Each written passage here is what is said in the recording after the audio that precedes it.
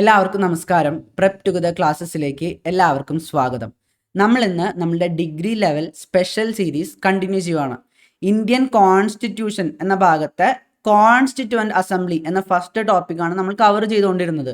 Indian polity by M Laxmikanth എന്ന text ബുക്കിലെ chapter 2 making of the constitution base ചെയ്തിട്ടാണ് നമ്മൾ ഈ ഒരു ഭാഗം എടുത്തുകൊണ്ടിരിക്കുന്നത്. അപ്പോൾ ഈ ഒരു ക്ലാസ് കഴിയുമ്പോൾ നിങ്ങൾ ആ ഒരു ചാപ്റ്റർ വായിക്കാൻ ശ്രമിക്കുക. പിന്നെ ക്ലാസ് തുടങ്ങുന്നതിന് തൊട്ട് മുൻപായിട്ട് ഒരു കാര്യം, നിങ്ങൾ ഈ ഒരു ക്ലാസ് കണ്ടിട്ട് നിങ്ങൾക്ക് ഇഷ്ടപ്പെടുകയാണെങ്കിൽ എത്രയും പെട്ടെന്ന് ഇത് നിങ്ങളുടെ ഫ്രണ്ട്സിന് ഷെയർ ചെയ്ത് കൊടുക്കുക. കാരണം നമ്മൾ ഓൾറെഡി 2 ക്ലാസ് കംപ്ലീറ്റ് ചെയ്ത് കഴിഞ്ഞു. ഇപ്പോൾ നിങ്ങൾ കണ്ടു തുടങ്ങി റെഗുലറായിട്ട് കണ്ടു പോവുകയാണെങ്കിൽ ഒട്ടും എഫേർട്ട് ഇട്ടതായിട്ട് തോന്നാതെ തന്നെ ഈ ഒരു സീരീസ് കഴിയുമ്പോഴേക്കും ഈ ഒരു സിലബസിൻ്റെ ഭാഗം നിങ്ങൾ കംപ്ലീറ്റ് ചെയ്തിട്ടുണ്ടാവും.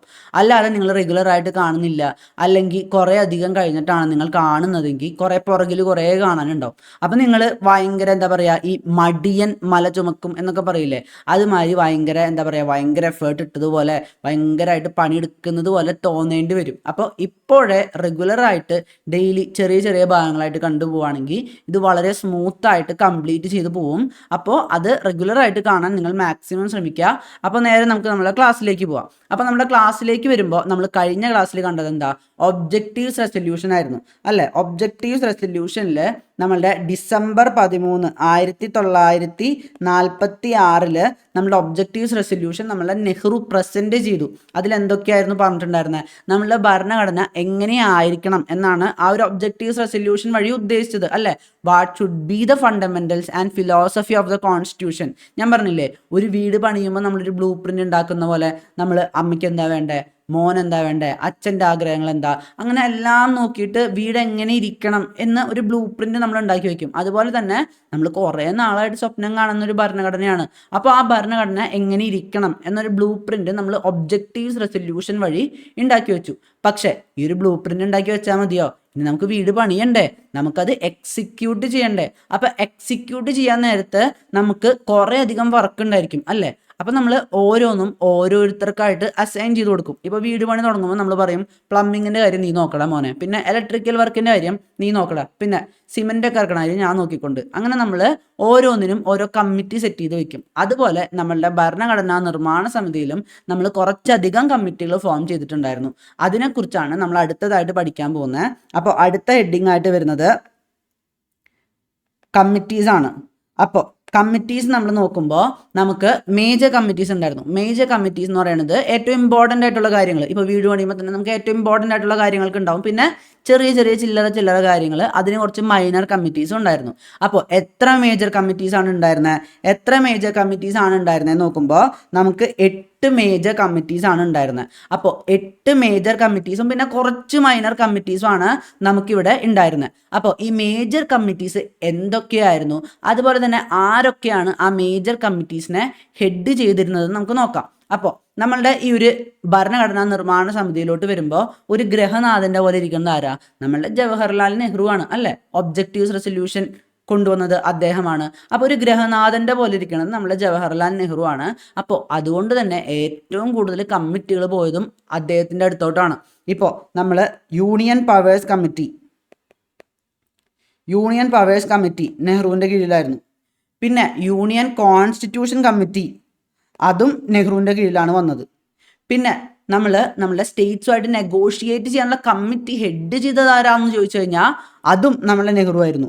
അപ്പോൾ സ്റ്റേറ്റ്സ് കമ്മിറ്റിയും നമ്മളുടെ നെഹ്റുവിൻ്റെ കീഴിലായിരുന്നു. അപ്പോൾ 3 കമ്മിറ്റികളാണ് നമ്മളെ നെഹ്റുവിൻ്റെ കീഴിലുണ്ടായിരുന്നത്. പിന്നെ നമുക്കറിയാം, നമ്മളെ പ്രിൻസ്ലി സ്റ്റേറ്റ്സിനൊക്കെ ഇവിടെ നിർത്താനായിട്ട് ആക്ച്വലി കുറേ അധികം പണിയെടുത്തത് നമ്മളെ സർദാർ വല്ലഭായ് പട്ടേലാണ് അല്ലേ. നമ്മൾ കണ്ടിട്ടുണ്ട്, നമ്മളുടെ സ്റ്റാച്യു ഓഫ് യൂണിറ്റി അദ്ദേഹത്തിൻ്റെ പേരിൽ നമ്മൾ പണിയാൻ തന്നെ കാരണം അദ്ദേഹത്തിൻ്റെ അത്രയും വലിയൊരു വർക്കിനെ നമ്മൾ റെസ്പെക്റ്റ് ചെയ്യാൻ വേണ്ടിയാണ്. അപ്പം നമ്മളുടെ പ്രൊവിൻഷ്യൽ കോൺസ്റ്റിറ്റ്യൂഷൻ കമ്മിറ്റി എന്ന് പറയുന്നത്, ആ കമ്മിറ്റി നമ്മളുടെ പട്ടേലിൻ്റെ കീഴിലായിരുന്നു. അപ്പോൾ പ്രൊവിൻഷ്യൽ കോൺസ്റ്റിറ്റ്യൂഷൻ കമ്മിറ്റി പട്ടേലിൻ്റെ കീഴിൽ, ഏറ്റവും കൂടുതൽ കമ്മിറ്റികൾ നമ്മളുടെ നെഹ്റുവിൻ്റെ കീഴിൽ തന്നെയായിരുന്നു. നമ്മളുടെ യൂണിയൻ പവേഴ്സ്, യൂണിയൻ കോൺസ്റ്റിറ്റ്യൂഷൻ, അതുപോലെ തന്നെ States, negotiating with the States committee, ഇതൊക്കെ നെഹ്റുവിൻ്റെ കീഴിലായിരുന്നു. പട്ടേലിൻ്റെ കീഴിൽ ഈ പ്രൊവിൻഷ്യൽ കോൺസ്റ്റിറ്റ്യൂഷൻ കമ്മിറ്റി ഉണ്ടായിരുന്നു. പിന്നെ ഒരു അഡ്വൈസറി കമ്മിറ്റി ഉണ്ടായിരുന്നു, നമ്മളെ ഫണ്ടമെൻ്റൽ റൈറ്റ്സ്, ഈ മൈനോറിറ്റീസിൻ്റെ കാര്യങ്ങൾ, അതുപോലെ തന്നെ ട്രൈബൽ, എക്സ്ക്ലൂഡഡ് ഏരിയാസ്, ഇതിൻ്റെ ഒക്കെ കാര്യങ്ങൾക്ക് വേണ്ടി ഒരു അഡ്വൈസറി കമ്മിറ്റി ആയിട്ട് നമ്മളെ പട്ടേലിൻ്റെ കീഴിൽ നമുക്ക് വേറൊരു കമ്മിറ്റി ഉണ്ടായിരുന്നു. അതിൻ്റെ താഴെ കുറച്ച് സബ് കമ്മിറ്റീസും ഉണ്ടായിരുന്നു. കാരണം ഓരോന്നും ഭയങ്കര ഡിഫറെൻ്റ് ആയിട്ടുള്ള കാര്യങ്ങളല്ലേ, ഫണ്ടമെൻ്റൽ റൈറ്റ്സ്, പിന്നെ മൈനോറിറ്റീസ്. അപ്പോൾ അങ്ങനെ കുറച്ച് സബ് കമ്മിറ്റീസ് ഉണ്ടായിരുന്നു. 5 സബ് കമ്മിറ്റീസ് ആണ് ഉണ്ടായിരുന്നത്. ആ 5 സബ് കമ്മിറ്റീസ് ഏതൊക്കെയായിരുന്നു എന്ന് നമുക്ക് നോക്കാം. നമ്മൾ ആദ്യം തന്നെ ഈ 5 സബ് കമ്മിറ്റീസിൽ ആദ്യത്തെ സബ് കമ്മിറ്റി വരുന്നത് ഫണ്ടമെൻ്റൽ റൈറ്റ്സ്, FR എന്ന് നമുക്ക് പറയാം. ഈ ഫണ്ടമെൻ്റൽ റൈറ്റ്സ് എന്ന് പറയുമ്പോൾ നമ്മളുടെ ഭരണഘടനയിൽ തന്നെ നമുക്കൊക്കെ ചെയ്ത വലിയൊരു കൃപയല്ലേ. അതൊക്കെ ഉള്ളത് കൊണ്ടാണ്, ആ മൗലിക അവകാശങ്ങൾ ഉള്ളത് കൊണ്ടാണ് എനിക്കിങ്ങനെ ഇരുന്ന് സംസാരിക്കാൻ പറ്റുന്നത്, നമുക്ക് പുറത്തിറങ്ങി നടക്കാൻ പറ്റുന്നത്, നമുക്ക് സമ്മേളനങ്ങളൊക്കെ ഉണ്ടാക്കാൻ പറ്റുന്നത്. അതുപോലെ തന്നെ നമുക്കിപ്പോൾ ജോലിക്ക് പോകുമ്പോൾ ഞാൻ പറഞ്ഞില്ലേ, right to equality of opportunity, ഇതൊക്കെ നൽകിയത് നമ്മളുടെ ഭരണഘടനയുടെ ഒരു കൃപ തന്നെയായിരുന്നു. അപ്പോൾ അത് കണക്ട് ചെയ്ത് പഠിക്കുക. കൃപ, ഫണ്ടമെൻ്റൽ റൈറ്റ്സ് ഒരു കൃപയായിരുന്നു എന്ന് ഓർത്തിട്ട് നിങ്ങൾ ഓർക്കുക. അപ്പോൾ JB കൃപാലിനിയുടെ കീഴിലായിരുന്നു നമ്മളുടെ ഫണ്ടമെൻ്റൽ റൈറ്റ്സ് സബ് കമ്മിറ്റി. പിന്നെ അത് കഴിഞ്ഞാൽ മൈനോറിറ്റീസ് സബ് കമ്മിറ്റിയിലോട്ട് വരുമ്പോൾ മൈനോറിറ്റി എന്ന് പറയുമ്പോൾ നമ്മളുടെ രാജ്യത്തെ ഏറ്റവും വലിയ മൈനോറിറ്റി ഏതായിരുന്നു? മുസ്ലിംസ് ആയിരുന്നു അല്ലേ. മുസ്ലിംസിനെ അല്ലേ നമ്മളെപ്പോഴും മൈനോറിറ്റി എന്ന് പറയുമ്പോൾ നമ്മൾ ഏറ്റവും വലിയ മൈനോറിറ്റി ആയിട്ട് പറയുന്നത്. ഹിന്ദുക്കൾ കഴിഞ്ഞ് ഇവിടെ ഏറ്റവും കൂടുതൽ മുസ്ലിംസ് തന്നെയാണ്. അപ്പോൾ അത് വെച്ച് നിങ്ങൾ കണക്ട് ചെയ്യുക. ഈ മുസ്ലിംസിൻ്റെ ആദ്യത്തെ 2 അക്ഷരം എന്താ? MU. അപ്പോൾ അത് വെച്ചിട്ട് HC മുഖർജിയുടെയും ആദ്യത്തെ 2 അക്ഷരം MU അല്ലേ. അപ്പോൾ അത് വെച്ച് കണക്ട് ചെയ്യുക. അപ്പോൾ മൈനോറിറ്റീസ് കമ്മിറ്റി കഴിഞ്ഞു. പിന്നെ നോർത്ത് ഈസ്റ്റ് കമ്മിറ്റിയിലോട്ട് വരുമ്പോൾ കുറച്ച് നോർത്ത് ഈസ്റ്റ് കൈൻഡ് ഓഫ് അതുപോലത്തെ ഒരു പേരായിരിക്കില്ലേ, അതുപോലത്തെ പേരാണ് ഗോപിനാഥ് ബർഡോളോയ്. അത് കേൾക്കുമ്പോൾ തന്നെ അറിഞ്ഞൂടെ, നമുക്കൊന്നും പരിചയമുള്ള പേരല്ല. പിന്നെ excluded and partially excluded areas committee ഉണ്ടായിരുന്നു. അത് AV താക്കറിൻ്റെ കീഴിലായിരുന്നു. പിന്നെ നമ്മുടെ ഇവിടെ റൂൾസ് ഓഫ് പ്രൊസീജിയർ കമ്മിറ്റി ഉണ്ടായിരുന്നു. റൂൾസ് ഓഫ് പ്രൊസീജിയർ കമ്മിറ്റി എന്ന് പറയുമ്പോൾ ഇത് സബ് കമ്മിറ്റി അല്ലോട്ട്, ഇത് വേറൊരു കമ്മിറ്റിയാണ്. മറ്റേ നമ്മൾ അഡ്വൈസറി കമ്മിറ്റിയുടെ കീഴിലുള്ള 5 സബ് കമ്മിറ്റികളെ കുറിച്ചാണ് നമ്മൾ പറഞ്ഞത്. അതിനുശേഷം റൂൾസ് ഓഫ് പ്രൊസീജിയർ വരുമ്പോൾ നമ്മളുടെ ഭരണഘടനാ നിർമ്മാണ സമിതിയിലത്തെ ഗ്രഹനാഥൻ നമ്മളുടെ നെഹ്റു ആണ്. പക്ഷെ അവിടുത്തെ പ്രസിഡന്റ്, നമ്മുടെ പ്രസിഡന്റ് ആയിട്ടിരിക്കുന്നത്, പ്രിസൈഡ് ചെയ്യുന്നത് ആരാ? നമ്മളുടെ ഡോക്ടർ രാജേന്ദ്ര പ്രസാദ് ആണ്. അപ്പോൾ അദ്ദേഹം തന്നെയല്ലേ റൂൾസ് ഓഫ് പ്രൊസീജിയർ ഒക്കെ ചെയ്യുക. റൂൾസ് ഓഫ് പ്രൊസീജിയർ ഇങ്ങനെ വേണം കാര്യങ്ങളൊക്കെ ചെയ്യാൻ എന്ന് പറയാൻ പോകുന്നത് ഡോക്ടർ രാജേന്ദ്ര പ്രസാദ് ആണ്. അപ്പോൾ നമ്മളുടെ റൂൾസ് ഓഫ് പ്രൊസീജിയർ കമ്മിറ്റി നമ്മളുടെ ഡോക്ടർ രാജേന്ദ്ര പ്രസാദിൻ്റെ കീഴിലായിരുന്നു. പിന്നെ അതിനുശേഷം സ്റ്റിയറിംഗ് കമ്മിറ്റി, ഇതെങ്ങനെയാണ് മുന്നോട്ട് പോകേണ്ടത്, ഇരുന്ന് സ്റ്റീർ ചെയ്യാൻ പോണതും ആരാ? നമ്മളെ ഡോക്ടർ രാജേന്ദ്ര പ്രസാദാണ്. അപ്പോൾ സ്റ്റിയറിംഗ് കമ്മിറ്റിയും ഡോക്ടർ രാജേന്ദ്ര പ്രസാദിൻ്റെ കീഴിലായിരുന്നു. അങ്ങനെ 8 കമ്മിറ്റികൾ അതൊക്കെയായിരുന്നു. പിന്നെ കുറച്ച് വരുന്നത് മൈനർ കമ്മിറ്റീസ് ആണ്. ഇത് നിങ്ങൾ അത്രയ്ക്ക് പഠിക്കേണ്ട ആവശ്യമൊന്നുമില്ല. മൈനർ കമ്മിറ്റീസ് അത്ര ഇമ്പോർട്ടൻ്റ് അല്ല. പിന്നെ ഇവിടെ നമ്മൾ വിട്ടുപോയൊരു കമ്മിറ്റി ഉണ്ട്. ഏത് കമ്മിറ്റിയാണ് നമ്മൾ വിട്ടുപോയത്? ഏറ്റവും ഇമ്പോർട്ടൻ്റ് ആയിട്ടുള്ള കമ്മിറ്റി ഡ്രാഫ്റ്റിംഗ് കമ്മിറ്റി നമ്മൾ വിട്ടുപോയി. 8 കമ്മിറ്റികളിൽ ഡ്രാഫ്റ്റിംഗ് കമ്മിറ്റീനെ ഹെഡ് ചെയ്തത് ആരാ? നമുക്ക് എല്ലാവർക്കും അറിയേണ്ട കാര്യമാണ്.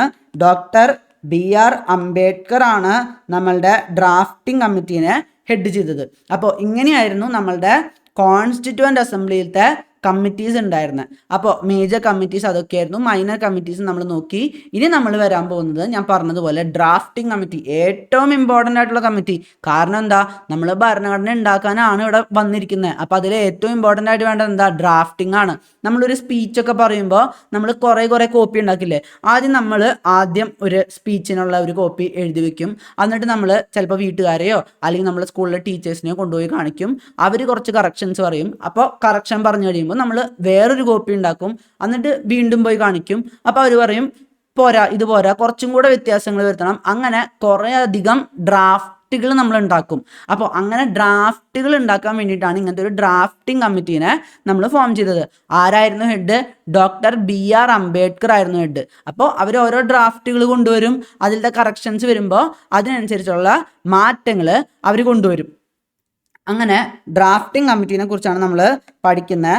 അപ്പോൾ ഡ്രാഫ്റ്റിംഗ് കമ്മിറ്റി ഫോം ചെയ്തതെന്നാ?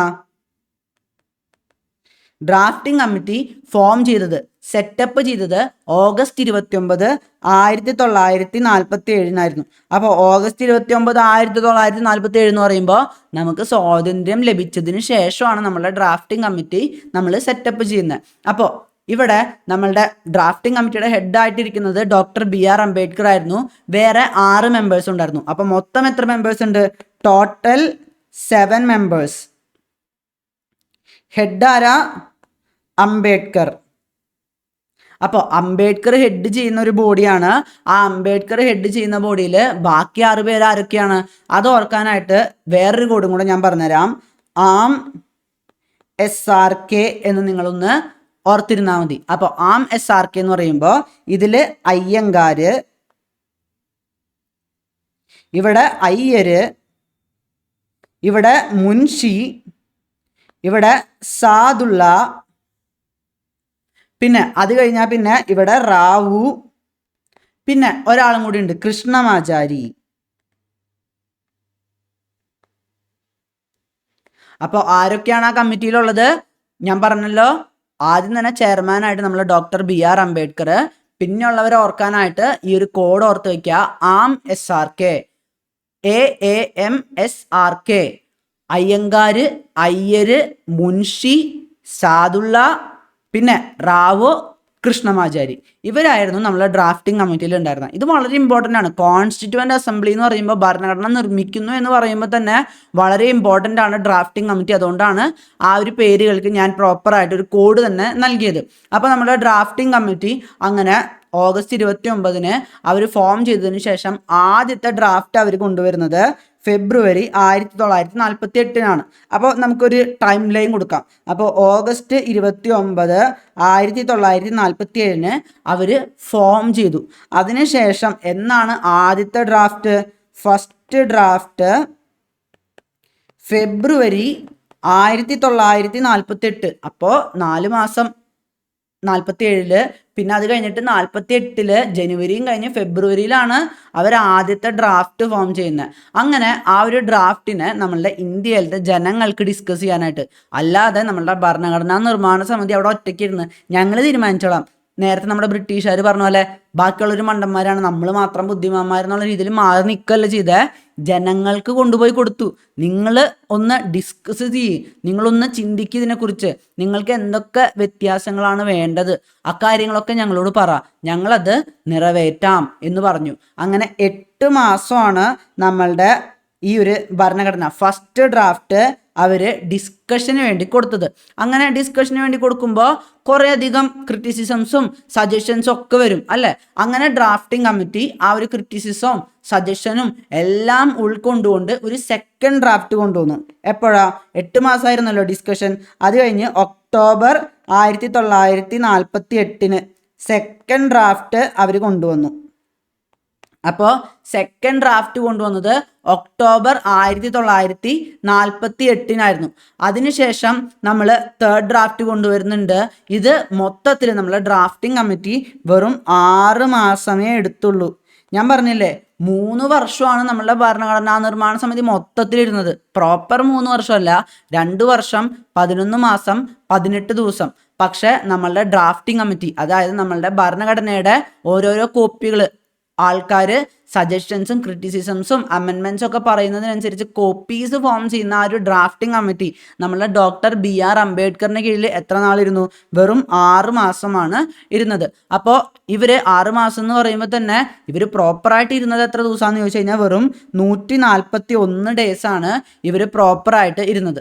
ഇനി നമ്മൾ നോക്കാൻ പോകുന്നത് എനാക്ട്മെൻറ്റ് ഓഫ് ദ കോൺസ്റ്റിറ്റ്യൂഷൻ ആണ്. അതായത് നമ്മളുടെ കോൺസ്റ്റിറ്റ്യൂഷൻ എനാക്ട് ചെയ്യാൻ പോവാണ്, നടപ്പിലാക്കാൻ പോവാണ്.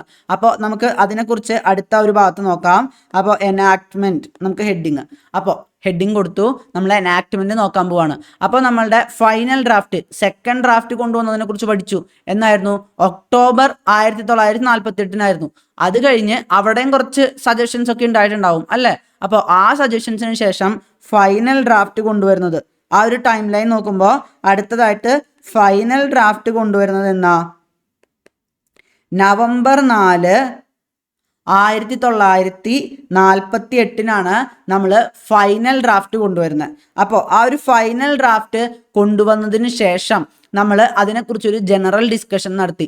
നമ്മൾ ആദ്യമായിട്ട് വെറുതെ ആകത്തുക എങ്ങനെയാണ്, ഓക്കെ ഇതൊക്കെയാണല്ലോ പറയുന്നത്, ജസ്റ്റ് വെറുതെ നമ്മൾ ഒരു ബുക്ക് കാണുമ്പോൾ പുറത്ത് നിന്ന് വെറുതെ ഒന്ന് ഓടിച്ചു നോക്കില്ലേ, അങ്ങനെ ഒരു ജനറൽ ഡിസ്കഷൻ ആദ്യം നടത്തി. അപ്പോൾ ആ ഒരു ജനറൽ ഡിസ്കഷൻ 5 ദിവസത്തേക്ക് നടത്തി. നവംബർ 4-നാണ് ഫൈനൽ ഡ്രാഫ്റ്റ് കൊണ്ടുവന്നതെങ്കിൽ നവംബർ 9 വരെ അവരൊരു ഡിസ്കഷൻ നടത്തി. അതിനുശേഷം സെക്കൻഡ് റീഡിംഗ് ഉണ്ടായിരുന്നു. സെക്കൻഡ് റീഡിംഗ് എന്നായിരുന്നു? സെക്കൻഡ് റീഡിംഗ് ആണ് നമ്മൾ നോക്കേണ്ടത്. അവിടെയാണ് കുറച്ചും കൂടി ഡീറ്റെയിൽ ആയിട്ട് വായിക്കുന്നത്. ആദ്യം വെറുതെ പുറത്ത് നിന്ന് ജസ്റ്റ് ഒന്ന് വായിച്ച് നോക്കിയുള്ളൂ. ഇനി സെക്കൻഡ് റീഡിങ്ങിൽ നമ്മൾ ഡീറ്റെയിൽ ആയിട്ട് നോക്കുമ്പോൾ ആദ്യത്തെ പോലെയല്ല. ആദ്യം വെറും 5 ദിവസമാണ് എടുത്തതെങ്കിൽ ഇപ്പതേ നമ്മളുടെ നവംബർ 15 തൊട്ട് നവംബർ 15 1948 തൊട്ട് ഒക്ടോബർ 17 1949 വരെ ഓൾമോസ്റ്റ് ഒരു കൊല്ലം അല്ലേ, ഓൾമോസ്റ്റ് 11 മാസത്തോളം എടുത്തിട്ടാണ് അവരിത് സെക്കൻഡ് റീഡിങ് എല്ലാം പ്രോപ്പറായിട്ട് ഡീറ്റെയിൽ ആയിട്ട് വായിച്ചിട്ടാണ് അവർ ആ ഒരു ഭരണഘടനയിൽ മാറ്റങ്ങളൊക്കെ വരുത്തിയത്. അപ്പോൾ ഇവിടെ നമ്മൾ മനസ്സിലാക്കേണ്ടത് ഇത്രയും എഫേർട്ട് ഉണ്ട്. ആദ്യം ഒരു ഡ്രാഫ്റ്റ് ഉണ്ടാക്കി, അത് ജനങ്ങൾക്ക് 8 മാസം ഡിസ്കസ് ചെയ്യാൻ കൊടുത്തു. അതിനുശേഷം ഒരു സെക്കൻഡ് ഡ്രാഫ്റ്റ് ഉണ്ടാക്കി, അതിലും മാറ്റങ്ങൾ വരുത്തി ഒരു ഫൈനൽ ഡ്രാഫ്റ്റ് ഉണ്ടാക്കി. ആ ഫൈനൽ ഡ്രാഫ്റ്റ് ആദ്യം ഒന്ന് ജനറൽ ഡിസ്കഷൻ നടത്തി 5 ദിവസം. അതിനുശേഷം ഓൾമോസ്റ്റ് 1 വർഷം എടുത്തിട്ട് അതിൻ്റെ ഒരു സെക്കൻഡ് റീഡിങ് നടത്തി. ആ ഒരു സെക്കൻഡ് റീഡിങ് നടത്തിയപ്പോൾ ഓൾമോസ്റ്റ് 7653 അമെൻമെന്റ്സ് ആണ് നിർദ്ദേശിച്ചത് പലരുമായിട്ട്. പക്ഷെ നമ്മൾ ഡിസ്കസ് ചെയ്തതാകെ 2473 അമെൻമെന്റ്സ് ആണ്. കാര്യം എന്ന് വെച്ച് കഴിഞ്ഞാൽ കുറേ അമെൻമെന്റ്സ് എന്നൊക്കെ പറയുന്നത് വെറുതെ വേഗമായിട്ട് ഓക്കെ ഇത് മാറ്റം വരുത്തണം അത് മാറ്റം വരുത്തണം എന്നൊക്കെ പറഞ്ഞിട്ടായിരിക്കും ചിലപ്പോൾ വെറുതെ പറയുന്നുണ്ടാവുക. എല്ലാം നമുക്ക് കൺസിഡർ ചെയ്യാൻ പറ്റില്ലല്ലോ. കൺസിഡർ ചെയ്ത അമെൻമെന്റ്സ് എന്ന് പറയുന്നത് 2473 അമെൻമെന്റ്സ് ആണ് നമ്മൾ ഡിസ്കസ് ചെയ്തത്. അങ്ങനെ ആ ഒരു ഡിസ്കഷനൊക്കെ കഴിഞ്ഞ് ഓൾമോസ്റ്റ് 1 വർഷം അത്തരം കാര്യങ്ങളൊക്കെ നോക്കിയതിന് ശേഷം നമ്മളുടെ തേർഡ് റീഡിങ്ങിലോട്ട് നമ്മൾ പോയി. തേർഡ് റീഡിങ് എന്നായിരുന്നു? നവംബർ 14 1949. അപ്പോൾ ഇപ്പം തന്നെ നമ്മൾ ഓൾമോസ്റ്റ് 3 കൊല്ലമായി. നവംബർ 1946-നാണ് നമ്മൾ കമ്പോസിഷൻ കഴിഞ്ഞ് ഡിസംബറിലാണ് നമ്മൾ ആദ്യമായിട്ട് കൂടിയിരുന്നത് നമ്മളുടെ കോൺസ്റ്റിറ്റ്യൂവൻ്റ് അസംബ്ലി. അപ്പോൾ ഇപ്പോൾ കോൺസ്റ്റിറ്റ്യൂവൻ്റ് അസംബ്ലി കൂടിയിട്ട് തന്നെ ഇപ്പോൾ ഓൾമോസ്റ്റ് 3 വർഷം ആവാറായി. അപ്പോൾ നമ്മൾ തേർഡ് റീഡിങ്ങിലോട്ട് കിടക്കുവാണ്. നവംബർ 14 1949. ഇതിന് ഈ ഒരു തീയതിക്ക് വേറൊരു ഇമ്പോർട്ടൻസ് ഉണ്ട് കേട്ടോ. നവംബർ 14 നമുക്ക് എല്ലാവർക്കും അറിയില്ലേ, ചിൽഡ്രൻസ് ഡേ ആണ്. ചിൽഡ്രൻസ് ഡേ എന്തുകൊണ്ടാണ്? ജവഹർലാൽ നെഹ്റുയുടെ ബർത്ത്ഡേ ആണ്. അപ്പോൾ ബർത്ത്ഡേ എന്ന് പറയുമ്പോൾ നമ്മുടെ നെഹ്റു 1889 ജനിച്ചത്. അപ്പോൾ നെഹ്റുവിൻ്റെ 60-ാം പിറന്നാളിൻ്റെ അന്നാണ് നമ്മളുടെ ഈ ഒരു third reading of the final draft നടന്നത്. അപ്പോൾ നമ്മളുടെ ആ ഒരു ദിവസം തേർഡ് റീഡിങ്ങിൻ്റെ അന്ന് തന്നെ നമ്മൾ ഡോക്ടർ BR അംബേദ്കർ ഒരു മോഷൻ അങ്ങോട്ടേക്ക് മൂവ് ചെയ്തു. The constitution as settled by the assembly be passed. അതായത് നമ്മളിപ്പോൾ പ്രസന്റ് ചെയ്ത ഈ ഒരു കോൺസ്റ്റിറ്റ്യൂഷൻ ഉണ്ടല്ലോ, ഇത് നമുക്ക് പാസ്സാക്കാം എന്ന ഒരു മോഷൻ കൊണ്ടുവന്നു. അപ്പോൾ ഇത് എല്ലാവരും കൂടി അംഗീകരിച്ചു കഴിഞ്ഞാൽ നമ്മളുടെ ഭരണഘടന നിലവിൽ വരും. അങ്ങനെ നവംബർ 14-നാണ് ആ ഒരു തേർഡ് റീഡിങ് തുടങ്ങിയതിന് ശേഷം പിന്നീട് ഈ ഒരു മോഷൻ അദ്ദേഹം പ്രസന്റ് ചെയ്യുന്നത്. അങ്ങനെ ആ ഒരു മോഷൻ എന്നാണ് അവർ പാസ്സാക്കുന്നത്? നവംബർ 26 1949-നാണ് അവർ പാസ്സാക്കുന്നത്. അപ്പോൾ ഈ നവംബർ 26 1949 ഡേറ്റ് ഓഫ് അഡോപ്ഷൻ. അപ്പോൾ ഈ ഒരു ദിവസമാണ് നമ്മളുടെ ഭരണഘടനയെ നമ്മൾ ഔദ്യോഗികമായിട്ട് അഡോപ്റ്റ് ചെയ്തത്. അപ്പോൾ അഡോപ്ഷൻ ഡേറ്റ് ആണിത്. പക്ഷേ നമ്മൾ എന്തുണ്ടായെന്ന് വെച്ച് കഴിഞ്ഞാൽ നമ്മൾ ആ ഒരു ദിവസം ഭരണഘടനയിലത്തെ എല്ലാ കാര്യങ്ങളും നടപ്പിലാക്കിയില്ല. കാരണം നമ്മളത് പിന്നീട് മാറ്റിവെച്ചു. നമുക്ക് ജനുവരി 26 എന്ന് പറഞ്ഞ ഒരു ഇമ്പോർട്ടൻ്റ് ഡേറ്റ് ഉണ്ടായിരുന്നു. ജനുവരി 26 1950 മാറ്റിവെച്ചു. ജനുവരി 26 1930 നമ്മൾ പൂർണ്ണ സ്വരാജ് ആചരിച്ചുകൊണ്ട് നമ്മളെ നെഹ്റു എന്താ പറയുക കൊടിയൊക്കെ ഉയർത്തിയിട്ടുണ്ടായിരുന്നു. 1929 ലാഹോർ സെഷനിൽ ഇന്ത്യൻ നാഷണൽ കോൺഗ്രസ് തീരുമാനിച്ചതിനനുസരിച്ചായിരുന്നു അങ്ങനെ ഒരു പൂർണ്ണ സ്വരാജ് നടത്തിയിട്ടുണ്ടായിരുന്നത്. അപ്പോൾ അതിൻ്റെ ഓർമ്മയ്ക്ക് നമുക്കൊരു കാര്യം ചെയ്യാം. നമ്മളെ ഭരണഘടനയുടെ കമൻസ്മെൻറ്റ് നമുക്ക് ആ ഒരു ജനുവരി 26 1950 നീട്ടിവെക്കാമെന്ന് പറഞ്ഞു. അങ്ങനെയാണ് നമ്മളുടെ അഡോപ്ഷൻ ഡേറ്റ് നമ്മളുടെ പ്രിയാമ്പിളിലൊക്കെ കൊടുത്തിട്ടുള്ളത് ഈ ഒരു ഡേറ്റ് ആണ്. നവംബർ 26 1949 നമ്മളുടെ പ്രിയാമ്പിളിലൊക്കെ കൊടുത്തിട്ടുള്ളത്. ആ ഒരു ഡേറ്റിലാണ് എല്ലാവരും കൂടി പാസ്സാക്കിയത്. എല്ലാവരും കൂടി പാസ്സാക്കി. അന്ന് 254 മെമ്പേഴ്സ് ആറ്റുമാണ് ആ ഒരു ഭരണഘടനാ നിർമ്മാണ സമിതിയിൽ പ്രസന്റ് ആയിട്ടുണ്ടായിരുന്നവർ. അവരൊക്കെ കൂടി പാസ്സാക്കിയത് നവംബർ 26, 1949 ആയിരുന്നെങ്കിലും ഈ ഒരു പൂർണ്ണ സ്വരാജിനോട് അതിൻ്റെ ഒരു ഓർമ്മയ്ക്കായിട്ട് നമ്മൾ കമൻസ്മെന്റ് നീട്ടിവെക്കായിരുന്നു. അപ്പോൾ അന്ന് ഈ ഒരു നവംബർ 26, 1949 നമ്മൾ ഈ ഒരു കോൺസ്റ്റിറ്റ്യൂഷൻ നമ്മൾ അഡോപ്റ്റ് ചെയ്യുമ്പോൾ അതിൽ പ്രിയാമ്പിൾ ഉണ്ടായിരുന്നു. പക്ഷേ എല്ലാ ആക്ടുകളും നമ്മൾ പാസ്സാക്കിയതിന് ശേഷം ഏറ്റവും അവസാനമാണ് പ്രിയാമ്പിൾ കൊണ്ടുവരുന്നത്. അപ്പോൾ പ്രിയാമ്പിൾ ഉണ്ടായിരുന്നു, 395 ആർട്ടിക്കിളുകൾ ഉണ്ടായിരുന്നു. 395 ആർട്ടിക്കിളുകളും 8 ഷെഡ്യൂളുകളും ഉണ്ടായിരുന്നു. അപ്പോൾ നമ്മൾ അതിൽ നിന്ന് കുറേ മുന്നോട്ട് വന്നു അല്ലേ. 395 ആർട്ടിക്കിളൊന്നും അല്ല, അതിൻ്റെ മുകളിലായി 400-ഉം 500-ൻ്റെ അടുത്തോട്ട് എത്താറായി. അപ്പോൾ 8 ഷെഡ്യൂൾ എന്നുള്ളത് നമ്മളിപ്പോൾ 12 ഷെഡ്യൂളിൻ്റെ ഒക്കെ മുകളിലേക്ക് പോയി തുടങ്ങി. അപ്പോൾ നമ്മൾ അത്രയും വ്യത്യാസങ്ങൾ വന്നിട്ടുണ്ട്. അന്ന് നവംബർ 26, 1949 അത്രയാണ് ഉണ്ടായിരുന്നത്. അതായിരുന്നു അഡോപ്ഷൻ ഡേറ്റ്. നമ്മൾ പ്രിയാമ്പിളിലും പറഞ്ഞിട്ടുള്ളത് നമ്മൾ അഡോപ്റ്റ് ചെയ്യുന്നു നവംബർ 26, 1949 എന്നുള്ള രീതിയിലാണ് പറഞ്ഞിട്ടുള്ളത്. നമ്മൾ പക്ഷെ കമൻസ്മെന്റ് അത് നിലവിൽ വരുന്നത് നീട്ടിവെച്ചു. നമ്മളുടെ ഭരണഘടന നമുക്കൊരു കാര്യം ചെയ്യാം, നമുക്ക് ആ പൂർണ്ണ സ്വരാജില്ലേ ആ ഒരു ദിവസത്തേക്ക് നമുക്കൊന്ന് നീട്ടിവെക്കാം. നമ്മൾ പറയില്ലേ, നമ്മളുടെ എന്താ പറയുക, നമ്മളുടെ മുത്തപ്പാപ്പൻ്റെ ബർത്ത്ഡേ എന്നായിരുന്നു, നമുക്കൊരു കാര്യം ചെയ്യാം, വീടിൻ്റെ നമുക്ക് വെഞ്ചരിപ്പിന് നടത്താം, നമുക്ക് എന്താ പറയുക, നമുക്ക് കയറി താമസിക്കുന്നത് വേറൊരു ദിവസത്തേക്ക് മാറ്റാം എന്നൊക്കെ പറഞ്ഞു വെക്കില്ലേ. അതുമാതിരി തന്നെയായിരുന്നു നമ്മൾ അഡോപ്റ്റ് ചെയ്ത് വെച്ചു. പക്ഷേ ഇത് നിലവിൽ വരുന്നത് എന്നാ ജനുവരി 26, 1950 കാരണം നമ്മൾ പണ്ട് 1930 ഒരു പൂർണ്ണ സ്വരാജ് ആചരിച്ചിരുന്നു അതിൻ്റെ ഓർമ്മയ്ക്കായിട്ട്. അപ്പോൾ ഇവിടെ ഡ്രാഫ്റ്റിംഗ് കമ്മിറ്റിയിൽ നമ്മൾ നോക്കേണ്ട ഏറ്റവും ഇമ്പോർട്ടൻ്റ് ആയിട്ടുള്ള കാര്യം നമ്മളുടെ ചെയർമാനെ കുറിച്ചാണ്. നമ്മളുടെ ചെയർമാൻ ആരായിരുന്നു? നമ്മളുടെ അംബേദ്കർ. ഇത് ഒരു പവർഫുൾ ആയിട്ടുള്ളൊരു മൂവായിരുന്നു. എന്തുകൊണ്ടാണെന്നറിയോ? നമുക്കറിയാം നമ്മളുടെ പണ്ടത്തെ കാലത്ത് ഹിന്ദുക്കളായിരുന്നു ഇവിടെ ഏറ്റവും കൂടുതൽ ഉണ്ടായിരുന്നത്. മനുസ്മൃതി വെച്ചിട്ടാണ് ഇവിടെ ഭരണം നടത്തിയിരുന്നത്. ബ്രാഹ്മണന്മാർ ഏറ്റവും മുകളിൽ അവരെന്താ പൂജകളൊക്കെ നടത്തും. പിന്നെ യുദ്ധം ചെയ്യാൻ ക്ഷത്രിയന്മാർ, പിന്നെ അങ്ങനെ ഒരു വർണ്ണ സിസ്റ്റം ഇവിടെ ഉണ്ടായിരുന്നു മനുസ്മൃതി പ്രകാരം. പക്ഷെ ആ ഒരു വർണ്ണ സിസ്റ്റത്തിൽ ഏറ്റവും താഴെ കിടന്നിരുന്നവരായിരുന്നു ദളിതർ അല്ലേ. അവരെ എന്താ പറയുക, വർണ്ണത്തിൻ്റെ ഉള്ളിൽ തന്നെ ഉൾപ്പെടുത്തിയിരുന്നില്ല, പുറത്തുനിന്നുള്ളവരെ ഉള്ള രീതിയിലായിരുന്നു അവർ. അപ്പോൾ അങ്ങനെ ഏറ്റവും അടിച്ചമർത്തപ്പെട്ട ആ ഒരു ദളിത് വംശത്തിൽ നിന്നും വന്ന് അതിൻ്റേതായിട്ടുള്ള കുറേ ഡിഫിക്കൽട്ടീസ് നമ്മൾ അംബേദ്കർ അനുഭവിച്ചിട്ടുണ്ട്. അപ്പോൾ ആ ഒരു മനുസ്മൃതി മരിച്ചിരുന്ന കാലത്ത് ഏറ്റവും താഴേക്കിടയിൽ നിന്നിരുന്ന നമ്മളുടെ അംബേദ്കർ മനുസ്മൃതിക്ക് ശേഷം ഇന്ത്യനെ ഭരിക്കാനായിട്ട് ഒരു പുതിയ സിസ്റ്റം വരുന്നു, ഭരണഘടന വരുന്നു. ആ ഭരണഘടന സെറ്റ് ചെയ്യുന്നത് ആരാണെന്നറിയോ? ആ മനുസ്മൃതിയുടെ ആ ഒരു ടൈമിൽ ഏറ്റവും താഴെ കിടന്നിരുന്ന അംബേദ്കർ ഇനി അടുത്ത ഒരു സിസ്റ്റം ഡെവലപ്പ് ചെയ്യാൻ പോണത് ആ ഒരു അംബേദ്കർ ആയിരുന്നു. കോൺസ്റ്റിറ്റ്യൂഷൻ്റെ ശില്പി, father of Indian constitution, modern Manu എന്ന് പറയുന്നത് എന്തുകൊണ്ടാ? അന്ന് മനുസ്മൃതി ആയിരുന്നെങ്കിൽ പുതിയൊരു മനുസ്മൃതി, നമ്മളുടെ ഭരണഘടനയാകുന്ന മനുസ്മൃതി സെറ്റ് ചെയ്തത് ആരാ? നമ്മളുടെ അംബേദ്കർ ആണ്. പിന്നെ അദ്ദേഹത്തിന് chief architect of the constitution, അങ്ങനെ കുറേ പേരുകൾ പ്രൊവൈഡ് ചെയ്യുന്നുണ്ട്. കാരണം അദ്ദേഹം വഹിച്ച ഒരു പങ്ക് എന്ന് പറഞ്ഞാൽ വലിയൊരു പങ്ക് തന്നെയാണ് നമ്മളുടെ ഭരണഘടനയുടെ ഡ്രാഫ്റ്റിങ്ങിൽ. അദ്ദേഹം അത്രയും പാണ്ഡിത്യമുള്ള ആളായിരുന്നു. നമ്മളിപ്പോൾ മമ്മൂട്ടിയുടെ അംബേദ്കറിനെ കുറിച്ചുള്ള ഒരു സിനിമയുണ്ട്. അദ്ദേഹം പുറത്തൊക്കെ പോയി പഠിക്കുന്നതും എത്രത്തോളം നേരമാണ് ലൈബ്രറിയിലൊക്കെ ആൾ സ്പെൻഡ് ചെയ്യുന്നതെന്നൊക്കെ നമ്മൾ ആ ഒരു സിനിമയിൽ നമ്മൾ കാണുന്നതാണ്. ഈവൻ ആളുടെ ഒരു ചെറുപ്പകാലത്ത് ആൾ കുറേ കഷ്ടപ്പാടുകൾ നേരിട്ടിട്ടുണ്ട്. കാരണം നമുക്കറിയാം സ്വാതന്ത്ര്യത്തിന് മുൻപ് ഇന്ത്യയിലത്തെ ഒരു വർണ്ണ സിസ്റ്റം, ഇപ്പോഴും വർണ്ണ സിസ്റ്റം ഇവിടെ നിന്ന് മൊത്തത്തിൽ പോയിട്ടൊന്നുമില്ല.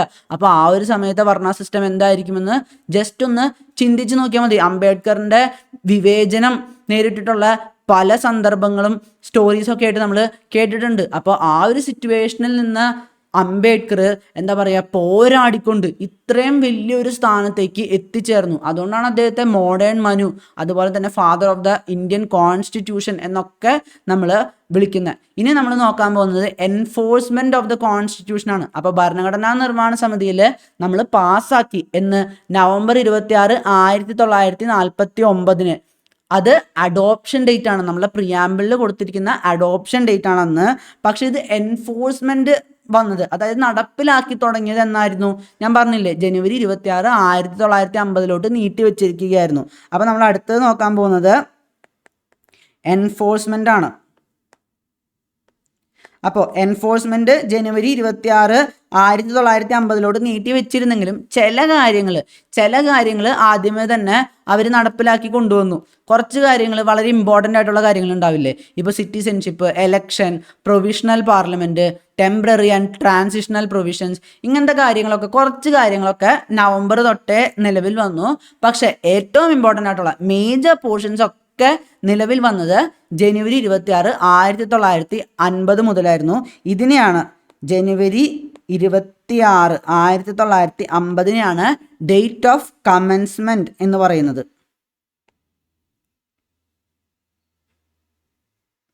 അപ്പോൾ ഡേറ്റ് ഓഫ് കമൻസ്മെൻറ്റ് എന്ന് പറയുന്നത് ജനുവരി 26, 1950. സ്റ്റേറ്റ്മെൻറ്റ് ടൈപ്പ് ക്വസ്റ്റ്യൻ വരുമ്പോൾ ചിലപ്പോൾ ഇങ്ങനെ ചോദിക്കാം, ജനുവരി 26, 1950 മുതൽ മാത്രമാണ് എല്ലാ പ്രൊവിഷൻസും നിലവിൽ വന്നത്. അങ്ങനെ ചോദിച്ചു കഴിഞ്ഞാൽ തെറ്റാണ്. കാരണം ചില പ്രൊവിഷൻസ് നവംബറിൽ തന്നെ നിലവിൽ വന്നിട്ടുണ്ടായിരുന്നു.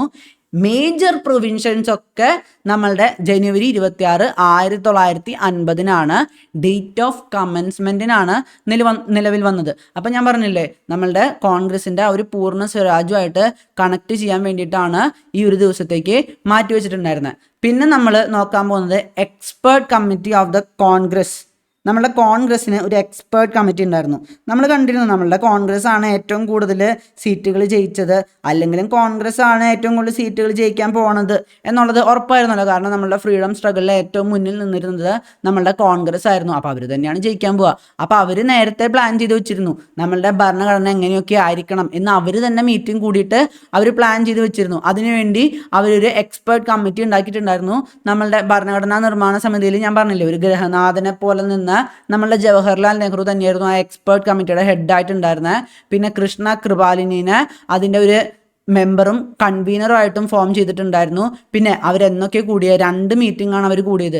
ജൂലൈ 20, 22 ആ ഒരു പീരീഡ് 1946 പിന്നെ ഓഗസ്റ്റ് 1946 തന്നെ. നിങ്ങൾ നോക്കിയേ, നമ്മളുടെ ഭരണഘടനാ നിർമ്മാണ സമിതി കമ്പോസിഷൻ നടക്കുന്നത് നവംബറിലാണ്, ആദ്യത്തെ മീറ്റിംഗ് കൂടുന്നത് ഡിസംബറിലാണ്.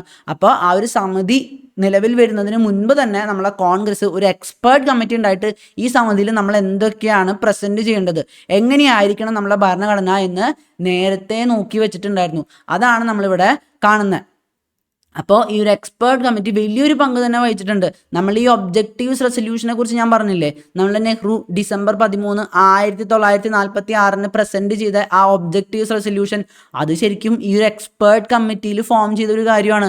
അല്ലാതെ നെഹ്റു പെട്ടെന്ന് സ്വന്തം ബുദ്ധിയിൽ നിന്ന് എടുത്ത് കൊണ്ടുവന്നൊരു കാര്യമൊന്നുമല്ല നമ്മുടെ ഒബ്ജക്റ്റീവ്സ് റെസൊല്യൂഷൻ എന്ന് പറയുന്നത്.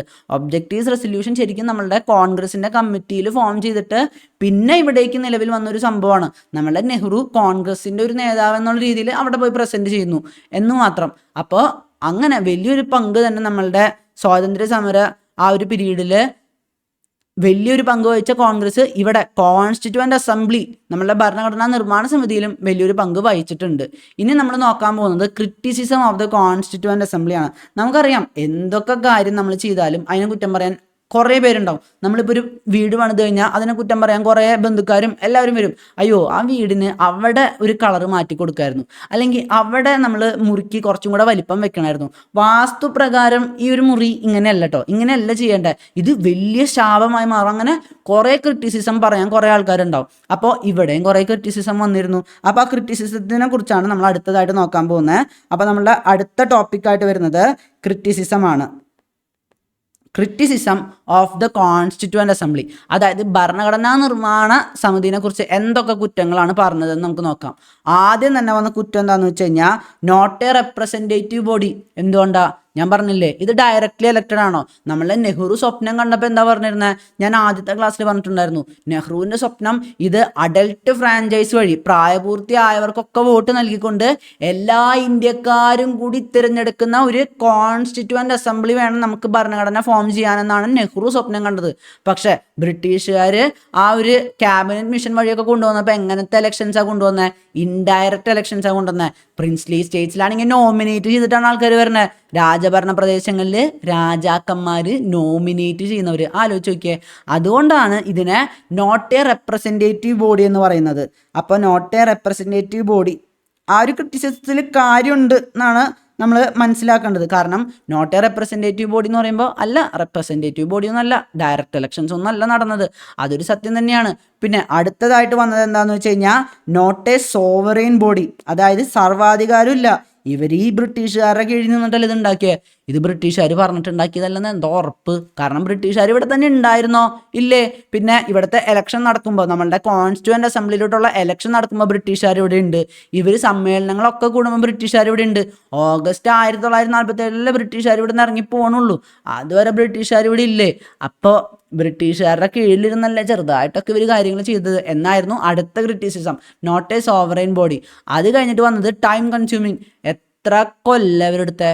3 കൊല്ലം ഒരു ഭരണഘടന ഉണ്ടാക്കാനാ, ഇത്രയൊക്കെ പണിയെടുക്കാനുണ്ടാ എന്നുള്ളതായിരുന്നു അടുത്ത ക്രിറ്റിസിസം. നമ്മൾ വീട് പണിയുമ്പോൾ നമ്മൾ പറയാറില്ലേ, വീട് പണിത് കഴിയുമ്പോൾ ഇവൻ എന്നിട്ട് 4 കൊല്ലം വെച്ചിട്ട് ഈ വീട്ടിൽ പണിത് വെച്ചിരിക്കണേ, ഇതിന് മാത്രമുള്ള പണിയൊക്കെ ഉണ്ടാ, ഇവന് ഇത്രയും നാൾ സമയം എടുക്കേണ്ട ആവശ്യം ഉണ്ടായിരുന്ന, ഒരു 6 മാസത്തിലൊരു ചെറിയ വീട് പണിയേണ്ട ആവശ്യമല്ലേ ഉണ്ടായിരുന്നുള്ളൂ. അതുപോലെ തന്നെയാണ് അവർ പറഞ്ഞത്, അമേരിക്കൻ കോൺസ്റ്റിറ്റ്യൂഷനല്ലേ അത് വെറും 4 മാസത്തിൽ ഉണ്ടാക്കിയേ, നിങ്ങൾ എന്തുട്ടാണ് ഇവിടെ കിടന്ന് കാണിച്ചുകൊണ്ടിരുന്നത് ഇത്രയും 3 കൊല്ലം. അതുകൊണ്ട് തന്നെ ആരോ ഒരാൾ, നമ്മളുടെ നസ്രുദ്ദീൻ അഹമ്മദ് എന്നുള്ള ഒരാൾ പറഞ്ഞത്, ഇത് ഡ്രാഫ്റ്റിംഗ് കമ്മിറ്റി അല്ല, ഇത് ഡ്രിഫ്റ്റിംഗ് കമ്മിറ്റിയാണ്. ഡ്രിഫ്റ്റ് ചെയ്തുകൊണ്ടിരിക്കുകയാണ്. നമ്മൾ പ്രോപ്പറായിട്ടൊരു തീരുമാനത്തിലോട്ട് എത്തണില്ല.